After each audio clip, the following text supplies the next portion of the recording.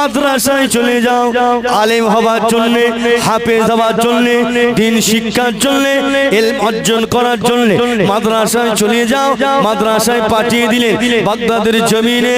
এমন করে সেই জামানায় রাস্তাঘাটের অবস্থা এমন খারাপ ছিলেন, জঙ্গল পাহাড়ি ছিলেন, মানুষ একা যেতে ভয় করতেন, কাফেলার সাথে পাঠাতেন, কাফেলার সাথে পাঠাতেন।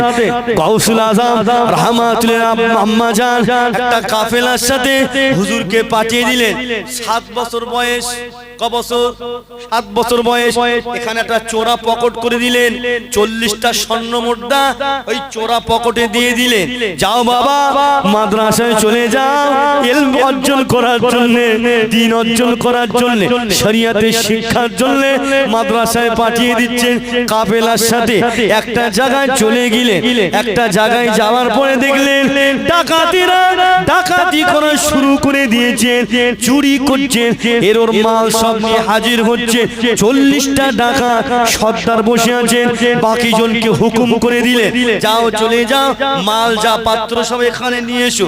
গাউসুল আজম রাহমাতুল্লাহ আলাইহির আম্মা জান মাদ্রাসায় পাঠানোর আগে একটা কথা বলেছিলেন, ও বাবা ছেলে, ও বাবা ছেলে, একটা কথা মাথায় রাখবে, জীবনেও কোনোদিন মিথ্যা বলবে না। কি শিক্ষা দিলে? কি শিক্ষা দিয়েছে? জীবনে কোনোদিন মিথ্যা কথা বলবে না। জি, মিথ্যা বললে কি হয়? ছোট্ট বাচ্চা মানুষ, আম্মা মিথ্যে কথা বললে কি হয়? আল্লাহ নারাজ হয়ে যায়। আল্লাহ নারাজ হয়ে গেলে আল্লাহ পাওয়া যাবে না। জি, বরবাদ হয়ে যাচ্ছে, পথভ্রষ্ট হয়ে যাবে, ক্ষতিগ্রস্ত হয়ে যাবে। বাচ্চা ছেলে মার কথা শুনে কাফেলায় ইলম শিক্ষা করার জন্য রওনা দিয়েছে। ডাকাতরা ডাকাতি করছে। জি, অনেক লম্বা চড়া সংক্ষেপে বলছি, ডাকাতিরা ডাকাতি করছে। এই মানুষ এখন মিথ্যে কথা, মা বাপ আছে? আল্লাহ রাসূল সাল্লাল্লাহু আলাইহি ওয়াসাল্লাম বলেছেন মিথ্যে কথা হচ্ছে গুনার মা। কি বললেন? মিথ্যে কথা হলো গুনার মা। যার মিথ্যে কথা নেই তার গুনাহ নেই। কথা বুঝতেছেন কতটা ভয়ঙ্কর? আর এখন তো মিথ্যে কথা আপনাদের কি বলবো, কিছু কিছু বক্তারাও বলে। আপনারা সাধারণ মানুষ, আপনারা আল্লাহর কাছে ক্ষমা চাইবেন, আল্লাহ হয়ে গেছে, আপনারা বলেন না। কিন্তু আমাদের মতন কিছু কিছু হুজুররাও বলে। কি বলে? হুজুর এই জলসা আর হবে না, সমস্যা হয়ে গেছে, এই শরীর খারাপ, বাড়ির লোক ডেলিভারি করতে হবে। অথচ পাশের জায়গায় গিয়ে দেখে সে হুজুর জলসা করতে। সর্বনাশ। এবার সবাই কমিটির মধ্যে চল তো যাওয়া যাক, গিয়ে বলতে হুজুর সে ডেলিভারি হয়ে গেছে। তাহলে কিরম লজ্জা বলেন তো? হ্যাঁ হ্যাঁ, অনেক বক্তা আছে বাবা, নামাজ কালাম কিচ্ছু নেই আর এরকম করে। আল্লাহ হেদায়েত করে। সমাজ শেষ হয়ে গেল। অসুবিধা হচ্ছে, মুখে চুমুকে চুমুকে ওয়াজ করে এখন তাবারক দেব হবে, সব ঠান্ডা হয়ে যাচ্ছে, গরম করছে, বুঝতে পেরেছিস? যাস না, মুখে চুমুকে চুমুকে ওয়াজ করে সব সমাজ শেষ হয়ে গেল। সমাজের হাল দেখেন না কি হচ্ছে। হ্যাঁ, কিতাবের নামটা শুনে রেখে দেন, আহলে দ্বীন কে তরফা দেনে वाले ওয়াকিয়া উর্দু কিতাব, মুফতি ইনামুল হক সাহেব কাশেমি দেওবন্দের বড় আলেম। এই কিতাবটার ভিতরে লেখা আছে বাবা, একজন ব্যক্তি বর্ণনাকারী বলছে, আমি এমন করে বসে আছি, একজন পিঁপড়ে একটা ফড়িং এর ঠ্যাং পড়ে আছে। আর দেখবেন কোন জায়গায় খাবার মিষ্টি পড়ে থাকলে পিঁপড়ে ঝাঁক বাঁধে না? পিঁপড়ে ঝাঁক বাঁধে। একটা ঠ্যাং পড়ে আছে ফড়িং এর, আর একটা পিঁপড়ে কি করলেন, টেনে টেনে টেনে টেনে নিয়ে যাবে বলে বাসায় নিয়ে যাচ্ছেন, পাচ্ছে না, একটা পিঁপড়ের দ্বারা হচ্ছে না। আমরা মিথ্যে কথা বলি, আমাদের কি বিচার হয়? আর একটা ছোট্ট পিপিলিকার ভিতরে মিথ্যে বললে কি শাস্তি দেখে, শুনে রেখে দেন। বর্ণনাকারী বলছে, আমি দেখতে পাচ্ছি পিঁপড়েটা ওই খাবারটাকে নিতে পারছেন না, খাবারটা রেখে দিয়ে বাসায় চলে গিয়ে সমস্ত পিঁপড়েদেরকে অ্যালাউন্স করে দিলেন খাবারের জন্য। ওই বর্ণনাকারী ওই খাবারটাকে সরিয়ে নিয়েছেন আর সমস্ত পিঁপড়েদের ডেকে নিয়ে এসে দেখলেন খোঁজাখুঁজি করছে, ওখানে পিঁপড়ে নাই, ওই খাবারটা নাই। আর যিনি খবর দিয়েছিল উনি এমন করে বললেন হ্যাঁ ছিল, ওদের মধ্যে কথা হচ্ছে, সবাই চলে গিয়েছিলেন। আবার ওই বর্ণনাকারী বলছেন আমি খাবারটা আবার ওখানে রাখলাম, আবার ওই পিঁপড়েরা কি করলো, ওই খাবারটা টানতে লাগলো, নিতে পারছেন না, সমস্ত পিঁপড়েদেরকে আবার খবর দিয়ে ডেকে আনলেন। এভাবে তিনবার ওই বর্ণনাকারী সরিয়ে রাখছেন, আবার চলে যাচ্ছেন, আবার রাখছেন, তিনবার হয়েছে। সমস্ত পিঁপড়েরা খেপে গিয়েছে। চারিদিক থেকে ওই পিঁপড়েটা যে ভুল সংবাদ দিচ্ছিল আসলে ভুল না, ঠিকই সংবাদ দিচ্ছিল। ওই বর্ণনাকারী সরিয়ে দিচ্ছিল, দেখছিলেন। ও আমার ভাইজানেরা, সমস্ত পিঁপড়েরা ওই সংবাদ দেওয়া পিঁপড়েটাকে ঘিরে ধরলেন, ঘিরে ধরে তাকে ছিঁড়ে কুড়ে খেয়ে ফেললেন, ছিঁড়ে কুড়ে তাকে ছিঁড়ে দিলেন, মেরে দিলেন। তাহলে বোঝা গেল ছোট্ট পিপীলিকা মিথ্যে কথা প্রমাণ করেছে, তাকে মৃত্যুদণ্ড শাস্তি দিয়েছে। আজকে আমরা সৃষ্টির সেরা মানব, আমাদের ভিতরে মিথ্যে কথা, মিথ্যেবাদী ভরে গিয়েছে, চিটিংবাজ ধাপ্পাবাজ ভরে গিয়েছে, কিন্তু আমাদের শাস্তি কোথায়? আরে শুনে রাখবেন, কিয়ামত বলে একটা দিন আছে, ওই দিনে হিসাব হবে, হাসর হবে। আপনি যাই করেন না কেন দুনিয়া জমিনে, আপনার হয়তো বলার কেউ নাই, আপনার গার বলে আপনি করছেন, আপনি এমন করে আল্লাহকে আল্লাহ বলে মানছেন না, আল্লাহর জায়গায় অন্য আর একজনকে শরীক করে দিচ্ছেন, মনে রাখবেন ছাড় পাবেন না। আপনি এমন করে শিরকি করছেন, কুফরি করছেন, মনে রাখবেন ছাড় পাবেন না। কেন আল্লাহ পাক সব গুনাহকে maaf করে দেয়, শিরকির গুনাহ ক্ষমা করেন না, শিরকের গুনাহ ক্ষমা করেন না। এখন বুঝতে পারছেন না, ময়দানে মাহশরের দিন বলে কঠিন দিন আছে, ওই দিন রেহাই পাওয়া যাবে না, ছুটাছুটি করবেন, নাজাত পাওয়া যাবে না। যে আল্লাহ পাকের দয়া ছাড়া নাজাত পাওয়া যাবে না। সেই আল্লাহকে আল্লাহ বলে মানেন, আল্লাহকে খালেক বলে মানেন, আল্লাহকে রেজেক বলে মানেন, যে আল্লাহ খেতে দেন, যে আল্লাহ রেজেক দিয়েছেন, যে আল্লাহ আমাদেরকে সৃষ্টি করেছেন, ওই আল্লাহকে আল্লাহ বলে মানেন। আল্লাহর জায়গায় দ্বিতীয় কাউকে শরীক করবেন না, করবেন না। ও আমার ভাইজানেরা, আল্লাহর ওলিরা এই শিরকের বিরুদ্ধে লড়াই করেছিলেন। আল্লাহর ওলিরা যেখানে গিয়েছিলেন শিরকের বিরুদ্ধে লড়াই করেছিলেন, এই শিরকের জন্য মুশরিক মুক্ত করেছিলেন। এই ফুরফুরা শরীফে মুজাদ্দিদুল জামান দাদা পীর সাহেব রহমাতুল্লাহ আলাইহি এই বাংলা জমিনে শিরক মুক্ত করেছিলেন, বাংলাটা সোনার বাংলা করেছিলেন। বসিরহাট আল্লামা রুহুল আমিন রহমাতুল্লাহ আলাইহি এই শিরকের বিরুদ্ধে কয়েকটা কিতাব লিখে গিয়েছেন। বসিরহাট হুজুরের কিতাব যারা পড়বেন গোমরাবি হবে না, পথভ্রষ্ট হবে না। আরে হুজুর আমার কিতাব এমন সুন্দর করে লিখে গিয়েছেন, হুজুর আমার বাস করতেন আর কিতাব কিনতেন, বাস করতেন আর কিতাব কিনতেন, এত কিতাব কিনেছিলেন। হুজুরের কিতাব যদি আপনারা পড়েন গোমরাবি হবেন না, পথভ্রষ্ট হবেন না, আল্লাহ পাকের জান্নাতের রাস্তাটা পেয়ে যাবেন। আর একটু জোরে বলুন সুবহানাল্লাহ। তাই ফুরফুরার পীর সাহেব হুজুররা, আল্লাহর ওলিরা শিরক মুক্ত করেছিলেন, আল্লাহকে চিনিয়েছিলেন, রাসূলকে চিনিয়েছিলেন, এই বাংলা জমিনে সুন্দর করে সোনার বাংলা করেছিলেন। তাই আপনাদেরকে বলে যায়, শিরকের জন্য আপনারা শিরকের বিরুদ্ধে আন্দোলন করবেন, শিরক মুক্ত করবেন, শিরকে মুক্ত দিন, শিরক মুক্ত গ্রাম করবেন। আল্লাহর ওলিরা খুশি হবে, আল্লাহ খুশি হবে।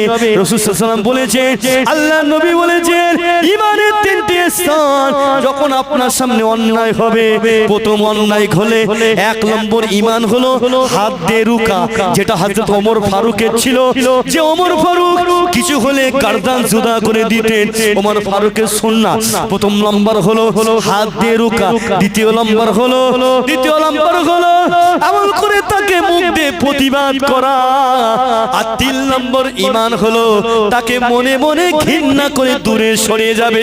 এটা সবথেকে নিম্ন স্থানের ঈমান, এটা কমজোরি ঈমান। তাই আপনাদের বলে যায়, অন্যায় সামনে দেখলে প্রতিবাদ করবে। রাসূল সাল্লাল্লাহু আলাইহি ওয়াসাল্লাম বলে দিয়েছেন ঈমানদাররা প্রতিবাদ করবে। আমার উম্মতরা যারা প্রতিবাদ করবে মুখ দিয়ে প্রতিবাদ, হাত দিয়ে করবেন, হাত দিয়ে না পারলে মুখ দিয়ে করবেন, মুখ দিয়ে না পারলে ঘৃণা করে দূরে সরে যাবেন। তারা যারা ঘৃণা করে দূরে সরে যাবেন তাদের কমজোর ঈমান, ওরা ঈমানদার। আজকে সমাজে, আজকে এই দুর্লভপুর গ্রামে আল্লাহ পাকের রহমত, আল্লাহ পাকের রহমত। আমার যুবকেরা অন্যায়ের প্রতিবাদ করেন, অন্যায়ের প্রতিবাদ করেন।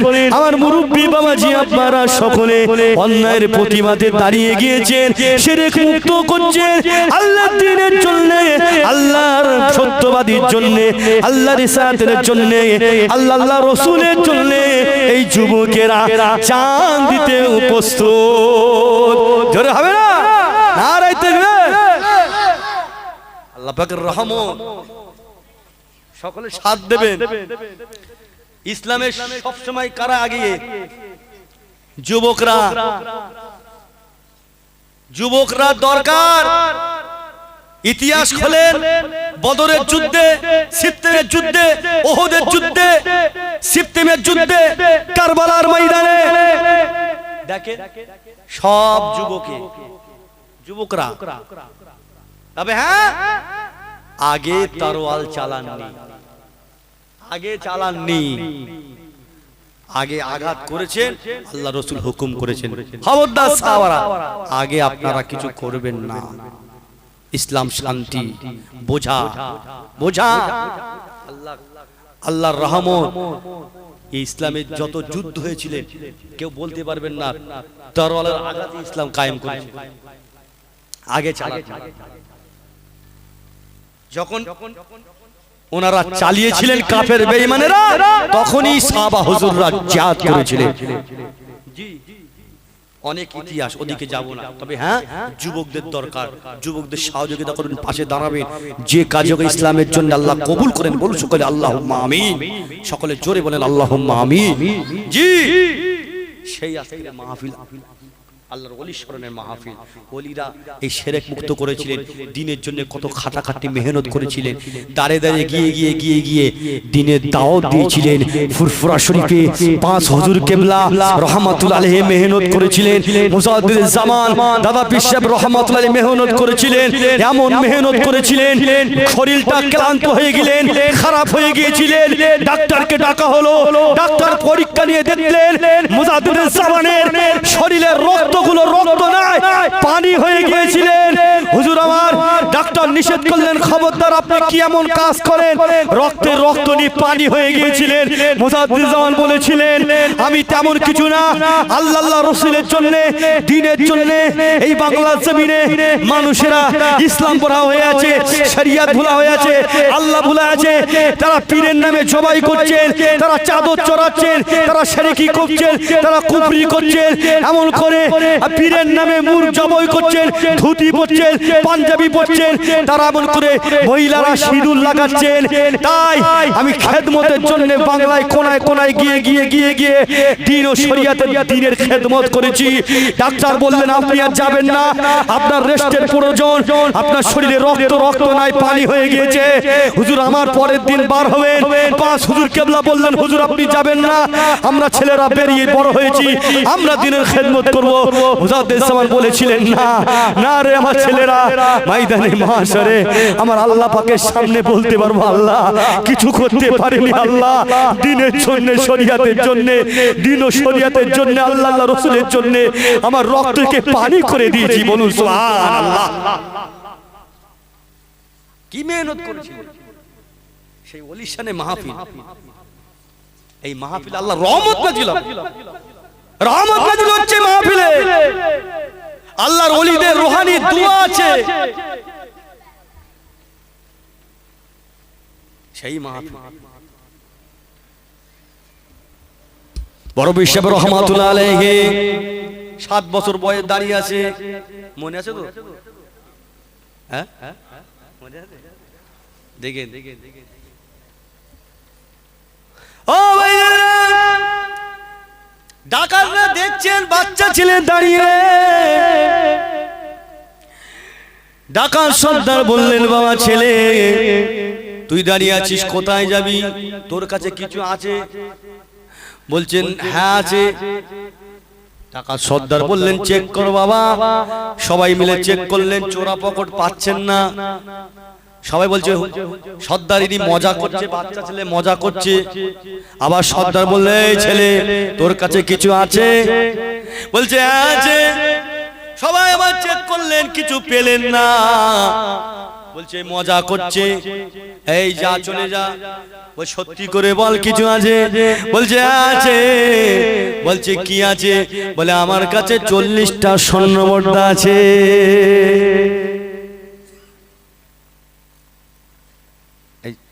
ডাকাত সর্দার বলছে হ্যাঁ না বললি তো ছেড়ে দিতাম, তুই বাচ্চা মানুষ, আমরা জানি তোর কাছে কিছু নেই। সেই জামানা, তৎকালীন জামানায় 40টা স্বর্ণ অনেক মূল্য, অনেক মূল্য।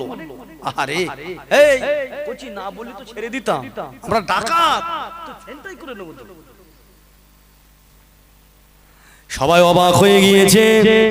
এইটুকুনো বাচ্চা ছেলে 7 বছর বয়স, আমাদেরকে ভয় করলো না। 40টা স্বর্ণ মুদ্রা বের কর। চোরা পকেট থেকে বের করে দিয়েছে। সবাই উঠে দাঁড়িয়ে গিয়েছে।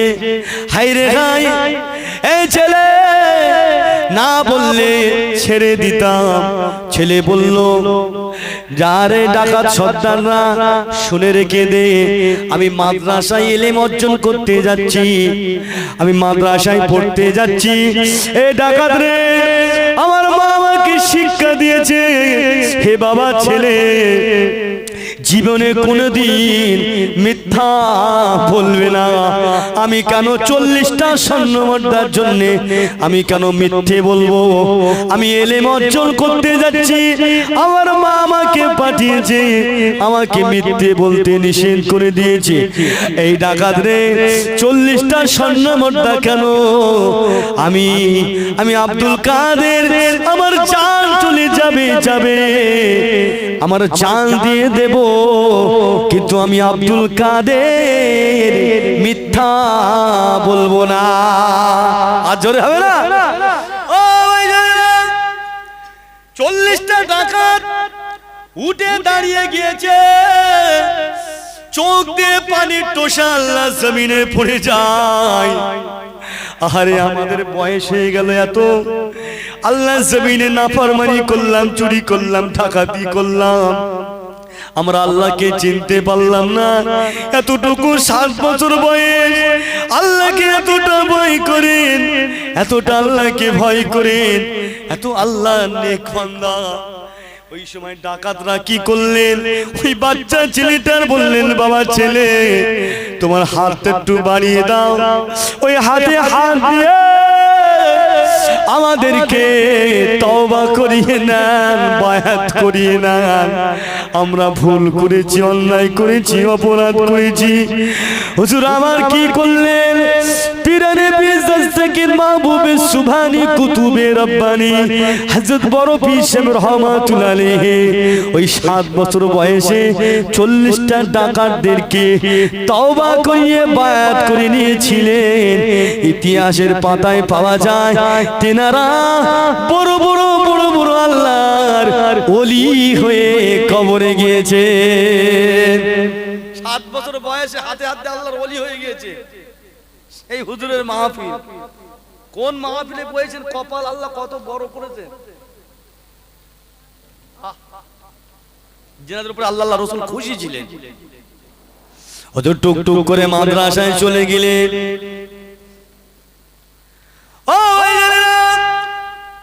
মাদ্রাসায় যখন পৌঁছে গিয়েছে, দুঃখ কষ্ট নিয়ে ব্যথা নিয়ে চলে গিয়েছেন। আরে 25 বছর পরে মনে পড়ল রে, আমার বিবি হয়তো আমার জন্য আর অপেক্ষা করছে না, আমার বিবি হয়তো আমাকে ছেড়ে চলে গিয়েছে।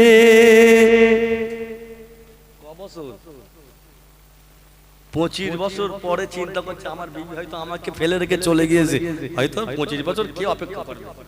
কি আমাদের এখন 2-4 দিন ফোনে কথা না বললে কি হয়?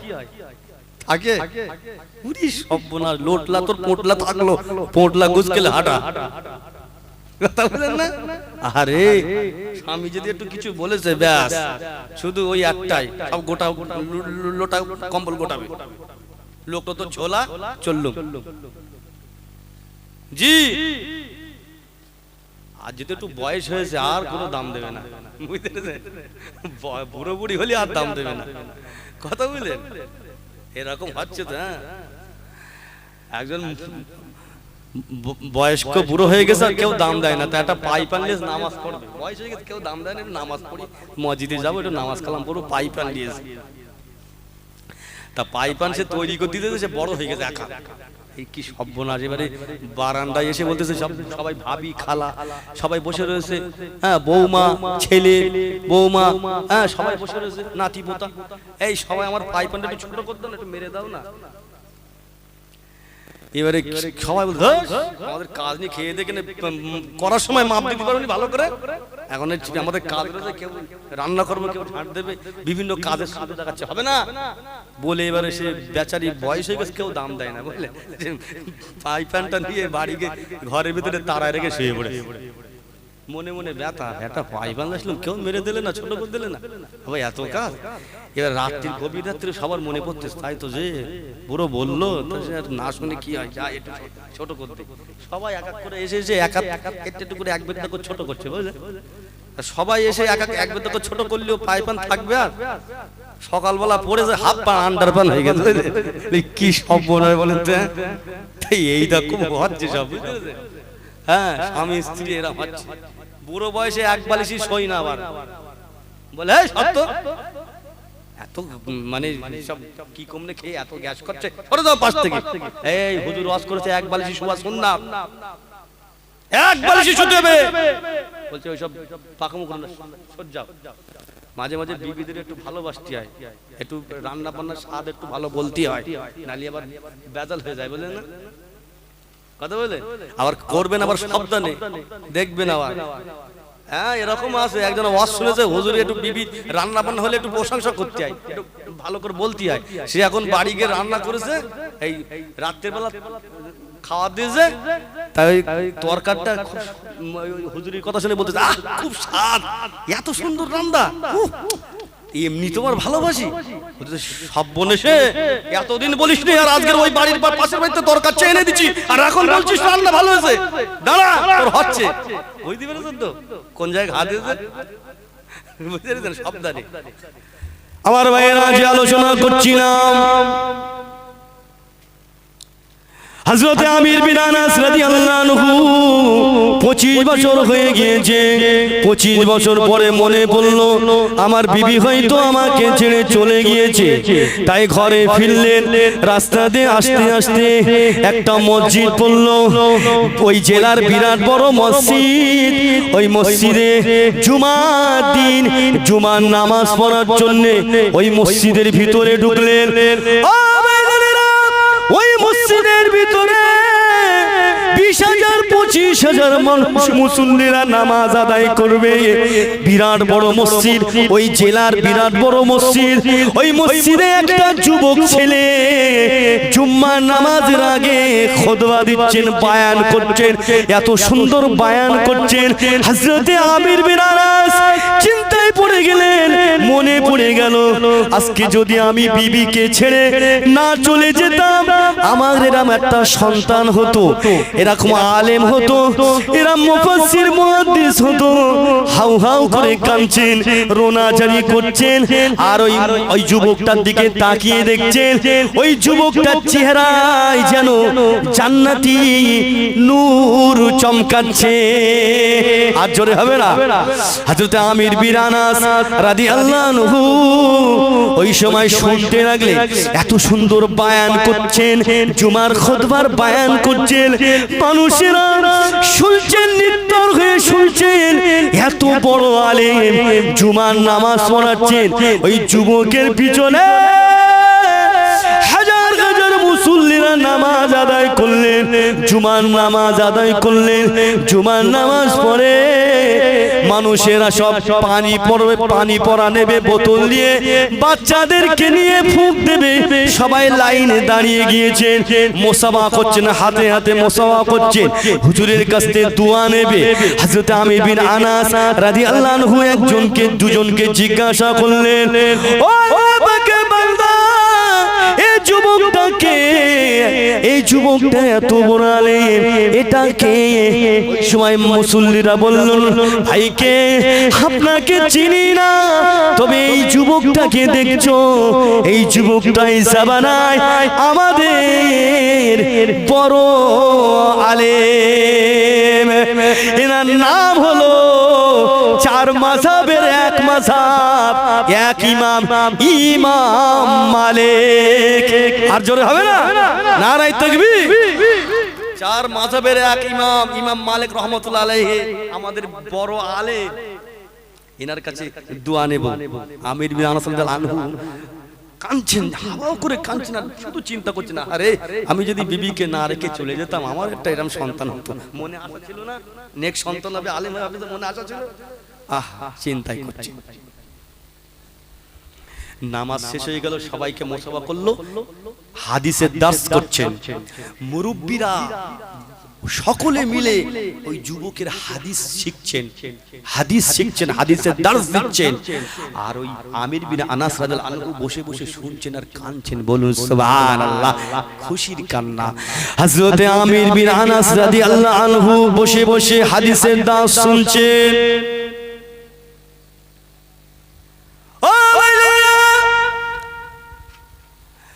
হাদিস পড়ানো হয়ে গেছে, যে যার মতো সকলে বাড়িতে চলে গিয়েছে। হযরত আমির বিন আনাস রাদিয়াল্লাহু আনহু টুক টুক টুক টুক করে ওই যুবকের কাছে দাঁড়িয়ে গেল।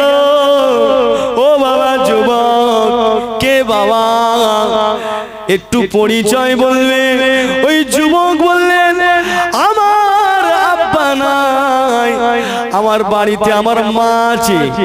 ওই সময় আমির বিন আনাস রাদিয়াল্লাহু আনহু বললেন, আমি মুসাফির, আপনার বাড়িতে কি আমার থাকার ব্যবস্থা করবে একটু? বলছে ঠিক আছে, তবে একটা শর্ত, আমার বাড়িতে আমার আম্মু আছে, আমার আম্মুকে জিজ্ঞাসা করব, তারপরে থাকার ব্যবস্থা করব। ঠিক আছে চলো, আপনার আম্মুকে জিজ্ঞাসা করবে। আমির বিন আনাস ওই যুবকের সাথে টুক টুক টুক টুক করে দেশে গ্রামে ফিরছেন। হযরত আমির বিন আনাসের মনে পড়ে গেল, গ্রামটা চেনা চেনা লাগছে, এই যুবক ছেলে কোথায় যায়? এটা তো আমার বাড়ির রাস্তা, এটা তো আমার বাড়ির রাস্তা। বলেন না আল্লাহু আকবার। এটা আমার বাড়ির রাস্তা। সোনা মানিকা রে, যে ঘরে চুপটি ঘর একটা, যে ঘরের সম্মুখে দাঁড়ালেন, হযরত আমির বিন আনাস চিনতে পেরে গেল, এটা আমার বাড়ি। আমার বাড়ি কি দখল হয়ে গেল? আমার বাড়ি কেউ কি দখল করে নিল, কি বিক্রি হয়ে গেল? এই চিন্তায় পড়ে গেল। যুবক ছেলে ঘরের ভিতরে ঢুকলেন, বলছে বাবা যেখানে বসে, আমার আম্মুকে একটু জিজ্ঞাসা করে আছি। ঘরের ভিতরে চলে গেলেন, আম্মুকে জিজ্ঞাসা করলেন। আম্মু বললেন, বাবা ছেলে রে, মুসাফির ব্যক্তি, মুসাফিরকে থাকতে দিতে হয়, একটু মেহমানদারি করতে হয়। বাবা ওই মুসাফিরকে ভিতরে আসতে বলো, নিয়ে আসো, আমি একটু খাবারের ব্যবস্থা করে দেই, খাবার তৈরি করি। মুসাফিরকে খাবার খাওয়ানো সুন্নাহ, মেহমানদারি করা এটা হলো রাসূল পাকের সুন্নাত। আল্লাহ যাকে ভালোবাসে তার বাড়ি মেহমান পাঠায়, তাই তো? ওদিকে যাব না, মেহমানদারি করা সুন্নাত। বাবা ছেলে যাও, মুসাফিরকে ঘরের ভিতরে নিয়ে আসো। মুসাফিরের কাছে আসলেন, এমন করে যুবক বলতে লাগলেন, চলো ঘরের ভিতরে চলো। হযরত আমির বিন আনাস বলেছিলেন, বাবা ছেলে আপনার আম্মুকে একটু পর্দার সাথে আসতে বলেন, আমি একটু কথা বলবো, তারপরে আমি ঘরের ভিতরে যাব। যুবক ছেলে চলে গেলেন, আম্মুরকে বললেন, আম্মু মুসাফির ব্যক্তি আপনার সঙ্গে একটু কথা বলবে। বলে ঠিক আছে। পর্দার সাথে পর্দার আড়ালে দাঁড়িয়ে গেলেন, কথা বললেন। হযরত আমির বিন আনাস রাদিয়াল্লাহু আনহু বললেন, আপনাকে আমি চিনি না, জানি না, তবে এই বাড়িটা কিন্তু আমার বাড়ি। এই বাড়িটা কি দখল হয়ে গেল? এ বাড়িটা কার?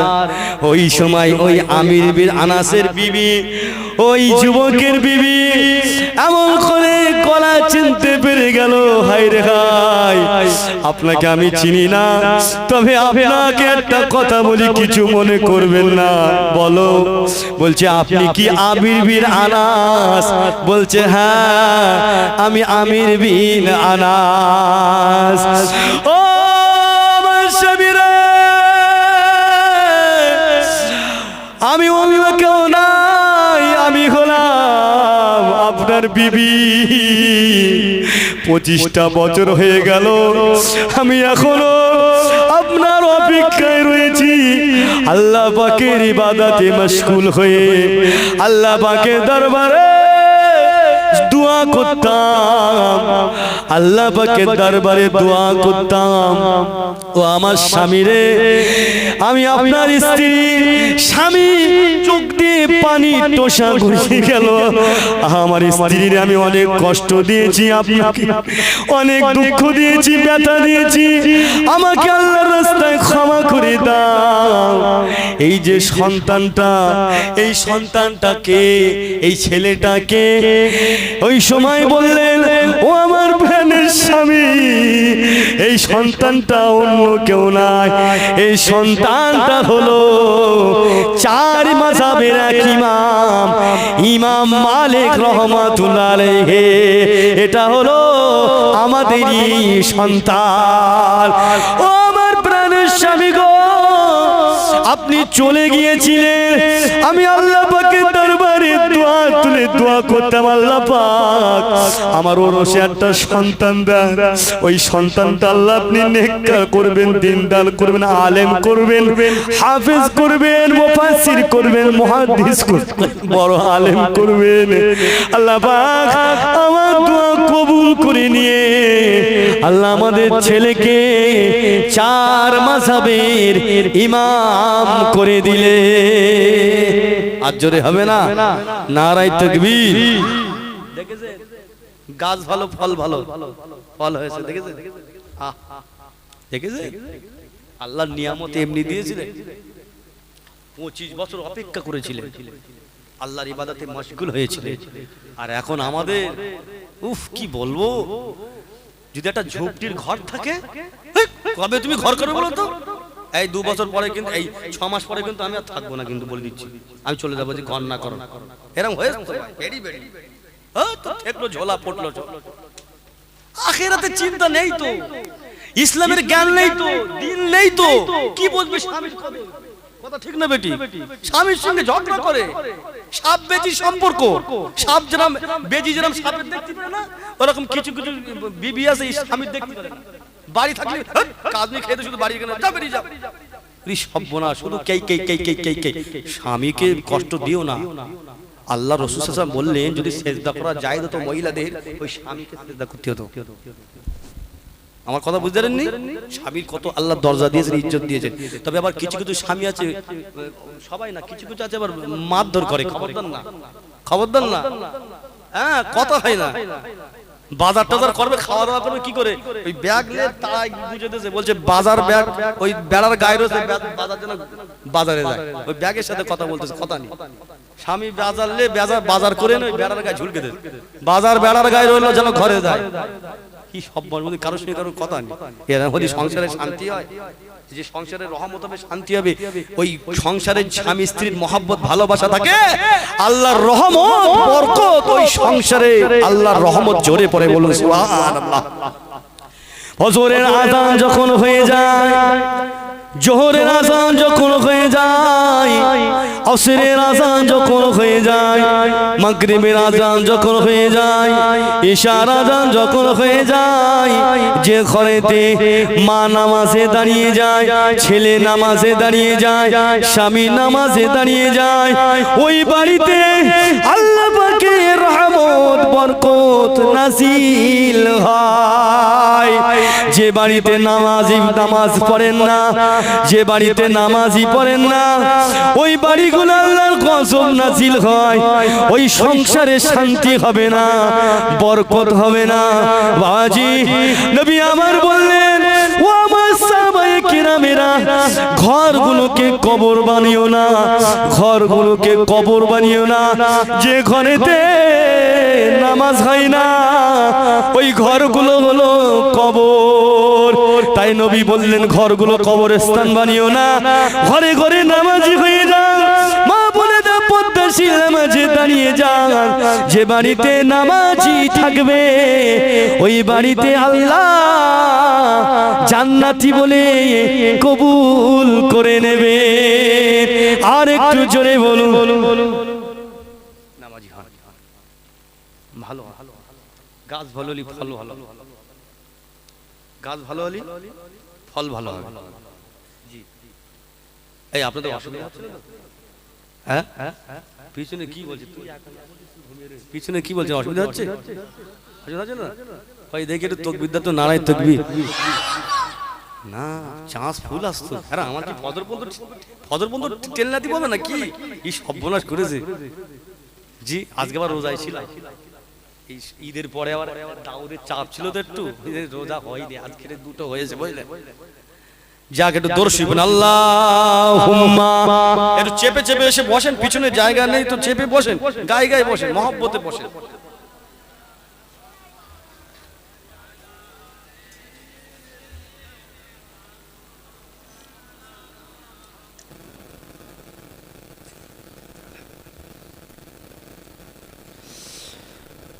বিরহে দিল পুরে ছারকার, যে আমায় ইয়া রাসূলুল্লাহ, আমার কেউ নেই তুমি ছাড়া সাহারা ইয়া রাসূলুল্লাহ।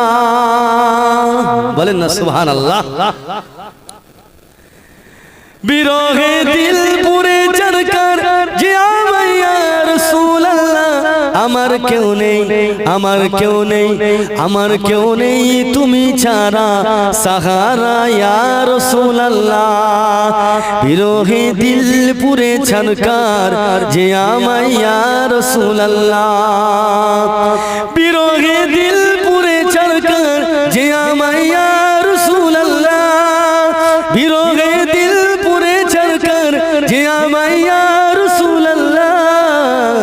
আমার কেউ নেই, আমার কেউ নেই, আমার কেউ নেই তুমি ছাড়া সাহারা ইয়া রাসূলুল্লাহ। আমার কেউ নেই তুমি ছাড়া সাহারা ইয়া রাসূলুল্লাহ। বিরহে দিল পুরে ছারকার, যে আমায় ইয়া রাসূলুল্লাহ। শুধু একবার দেখিতে চাই, জীবনে আর যে চাওয়া নাই। শুধু একবার দেখিতে চাই, জীবনে আর যে চাওয়া নাই। শুধু একবার দেখিতে চাই, জীবনে আর যে চাওয়া নাই। শুধু একবার দেখিতে চাই, জীবনে আর যে চাওয়া নাই। একবার একবার আমাকে একবার দাও না দিদার ইয়া রাসূলুল্লাহ। আমাকে দাও না একবার দিদার ইয়া রাসূলুল্লাহ। বিরহে দিল পুরে ছারকার, যে আমায় ইয়া রাসূলুল্লাহ। বিরহে দিল পুরে ছারকার, যে আমায় ইয়া রাসূলুল্লাহ। বিরহে দিল পুরে ছারকার, যে আমায় ইয়া রাসূলুল্লাহ। আমার কেউ নেই, আমার কেউ নেই, আমার কেউ নেই তুমি ছাড়া সাহারা ইয়া রাসূলুল্লাহ। আমার কেউ নেই তুমি ছাড়া সাহারা ইয়া রাসূলুল্লাহ। বিরহে যন্ত্রণায় প্রাণ, বিরহে দিল বেকার জান, গোলামের যন্ত্রণায় প্রাণ। বিরহে দিল বেকার জান, গোলামের যন্ত্রণায়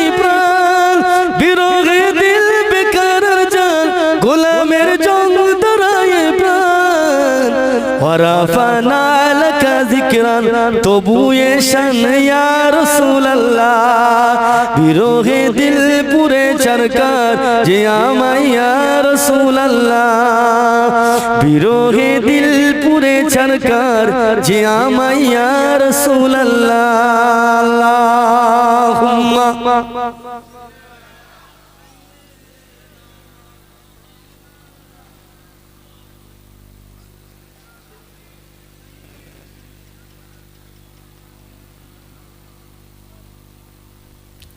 আমার বাবাজি ভাইয়েরা সোনার মানিকেরা যুবকের আব্বারা আল্লাহ পাকের দরবারে লাখো কোটি শুকরিয়া মাশাআল্লাহ এই যুবক ভাইয়েরা এই মাহফিলটা এই গ্রামবাসী সকলে সহযোগিতায় করেছে খুব দ্রুত করেছে এই মাহফিল হলো আপনারা জানতেন জি খুব দ্রুত মাহফিলটা করেছেন আমাকে বলেছে মাশাআল্লাহ খুব সুন্দর করেছেন কি বলে এই মাহফিলটা করার জন্য আপনারা বেজাল হননি তো এই মাহফিলটা করার জন্য আল্লাহ রসুল খুশি বলেন সুবহানাল্লাহ আর আল্লাহ রসুল খুশি হলে কি হয় জান্নাতি হয় কথা বলে জি সেই মাহফিল